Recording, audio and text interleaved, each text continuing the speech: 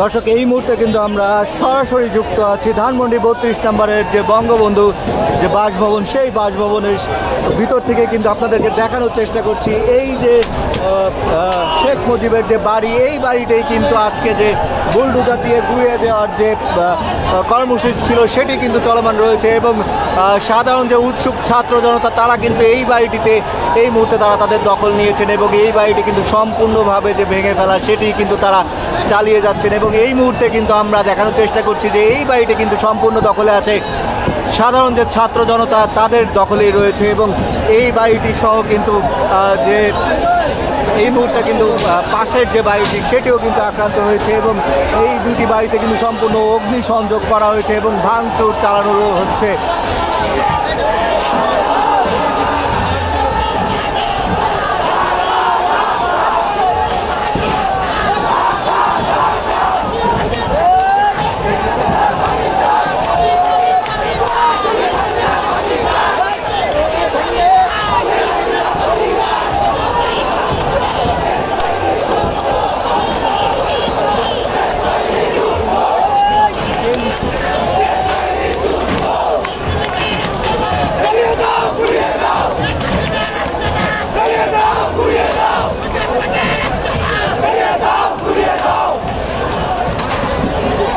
দর্শক আপনারা দেখছেন যে বিভিন্ন স্লোগানে কিন্তু মুখর হয়ে আছে এই ধানমন্ডির ৩২, সেই ধানমন্ডির ৩২ কিন্তু আজকে ভেঙে চুরে আসলে একাকার করে দেওয়া হচ্ছে, সেটি কিন্তু আপনাদেরকে মূলত দেখানোর চেষ্টা করছি আমরা।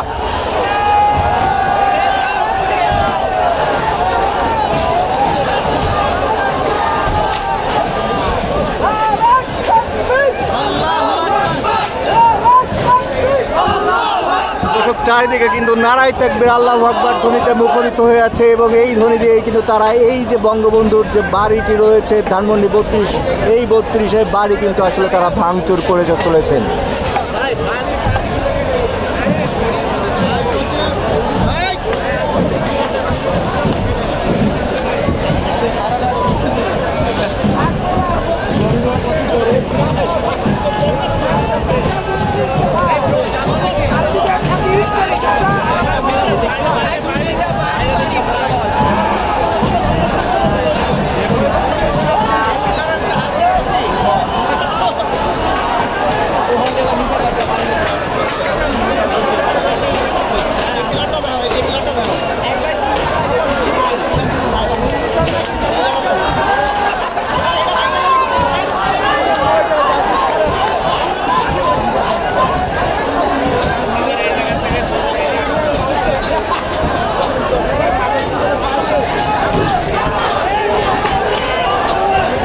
দর্শক আপনারা যেমনটি জানেন ৫ই আগস্টে কিন্তু একবার এই বাড়িতে আসলে অগ্নিসংযোগ করা হয় এবং হামলার ঘটনা ঘটা হয় এবং এই বাড়িতে কিন্তু আজকে শেখ মুজিবের কন্যা এবং সাবেক যে ফ্যাসিস্ট প্রধানমন্ত্রী শেখ হাসিনার বক্তব্যকে কেন্দ্র করে কিন্তু আজকে এই বাড়িতে যে সাধারণ ছাত্র জনতা তারা কিন্তু আসলে আবার পুনরায় হামলা করে এবং সেটি কিন্তু আপনাদেরকে দেখানোর চেষ্টা করছি আমরা।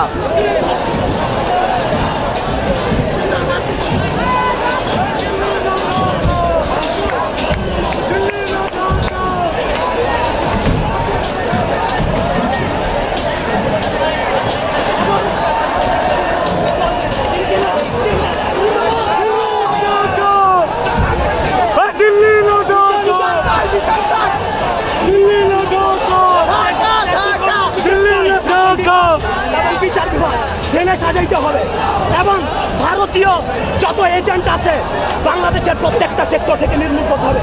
সেনাবাহিনী, এই পুলিশ লীগ উভয় সংস্কার করতে হবে। যদি পুলিশ লীগের কথা স্পেসিফিকলি বলি তাহলে এখানে 99.99% হচ্ছে অসৎ এবং স্বৈরাচারের বসানো পুলিশ। এই পুলিশ দিয়ে বাংলার জমিনে কখনো সুশাসন প্রতিষ্ঠিত হবে। এই সংস্কার তো হবেই, সেই সাথে ১ জুলাই গণঅভ্যুত্থানের যত এমপি মন্ত্রী খুনিয়ে হাসিনার সালেলারা মদত দিয়েছে, অর্থ দিয়েছে, তাদের ফাঁসি নিশ্চিত করবে। যদি এই অন্তর্বর্তী সরকার ২০০০ শহীদদের রক্তের উপর দিয়ে ক্ষমতা এসে ব্যর্থ হয় তাদের ওই বিচারকে নিশ্চিত করবো আমরা। তারা ক্ষমতা পেয়েছে আমাদের রক্তের বিনিময়ে, আমাদের ছাত্র জনতা রক্তের বিনিময়ে।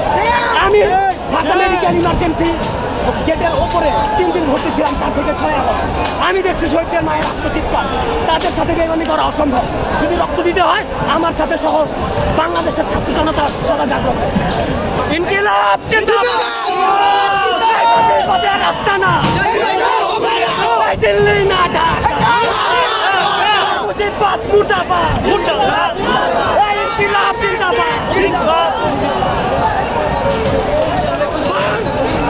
আজকে ভেঙে দাও, গুড়িয়ে দাও।